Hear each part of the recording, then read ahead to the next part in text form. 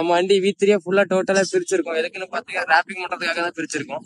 எதுக்கு அந்த ரேப்பிங்னா வண்டி அங்கேயுமா ஸ்கிராச்சா இருக்கு, அதனால அப்ப அதை ஃபுல்லா ரிமூவ் பண்ணி ஃபுல் பிளாக் ரேப் பண்ண போறோம். அப்ப அது வண்டி எப்படின்னு பாருங்க. இப்போ டோட்டலா கிட்ட எல்லாத்தையும் ரிமூவ் பண்ணியாச்சு. அது வண்டி கிட்ட எப்படின்னு உங்களுக்கு நான் காணிக்கிறேன். பைக்கை பாருங்க, பார்த்தவங்க தெரியும். ரெண்டு டூம்ல இருந்து சைடு ஃபேரிங் பேக் லிவிங்ஸ் மொத்தமா டோட்டலா வச்சிருக்கோம். எனக்கு டூம் எதுக்கு பிரிச்சிருக்கோம்னா வேற ஒன்றும் இல்லை. ஃப்ரெண்டு டூம்ல கீழே லைட் ஓட்ட போறோம், அதனால ஃப்ரெண்டு டூம் பிரிச்சிருக்கோம். ஸோ சைடு பேரிங்கும் பிரிச்சிருக்கோம். அதுல தான் ரேப்பிங் ஸ்டிக்கர் பண்ண போறோம். ஃபுல் பிளாக் தான் பண்ண போறோம். பண்ணிட்டு அடுத்த டிசைனிங் நெக்ஸ்ட் போட போறோம்.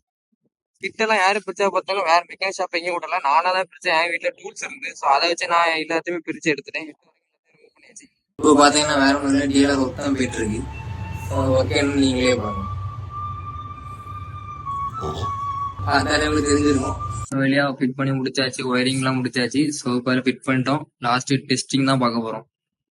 பார்ப்போம் லைட் என்ன பவராக பாருங்க. லைட் ஆன் பண்ணியாச்சு. இப்போ பாருங்க, இதான் இதுக்கு பவர். நிறைய மூட் இருக்கு, அதை நம்ம போக போக பார்த்து மாத்திக்கலாம். பார்த்துட்டு டிஎல்ஆர் ஒர்க் மட்டும் மாதிரி இருந்திருக்கும். ஸோ டிஎல்ஆர் ஒர்க் கம்ப்ளீட்டா முடிஞ்சே டோட்டல் அசம்பிள் பண்ணிட்டோம். ஸோ இப்போ அதை காணிக்கிறேன், அதை பாருங்க.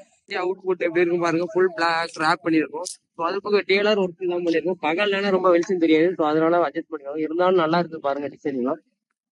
டிஎல்ஆர் ஃபிட் பண்ணியாச்சு. அப்படி டோட்டலா ரேப் பண்ணி எடுத்துருக்கோம். அண்டர் பண்ணி மட்டும் நம்ம அசம்பிள் பண்ணலாம். ஏன்னா டைம் ஆயிட்டு, லேட் இது டோட்டலா முடியாதுக்கு நைட்டு 12 கிட்ட ஆயிட்டு அசம்பிள் பண்றதுக்கு. ஸோ அதனால அண்டர் பிள்ளை மாட்ட முடியல. இப்போதைக்கு நார்மல் அவுட் புட் எப்படி இருக்கு பாத்தீங்கன்னா நல்லா இருக்கும். டிஎல்ஆர் ஒர்க்கும் பிளாக்ல ரேப் பண்ணிருக்கோம். அது எப்படின்னா நானே நண்பனும் தான் வீட்டுல இருந்து பண்ணிருந்தோம்.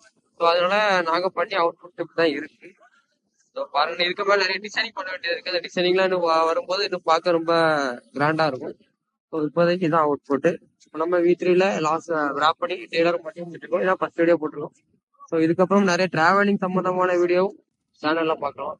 ஸோ அதனால வெயிட் பண்ணுவோம். அண்டர் புள்ளி மட்டும் மாட்டாம இல்ல, ஃப்ரெண்ட்ல நம்பர் பிளேட் மாட்டாம இருக்கும். ஸோ யாரும் நம்பர் பிளேட் எல்லாம் மாட்டாதீங்க.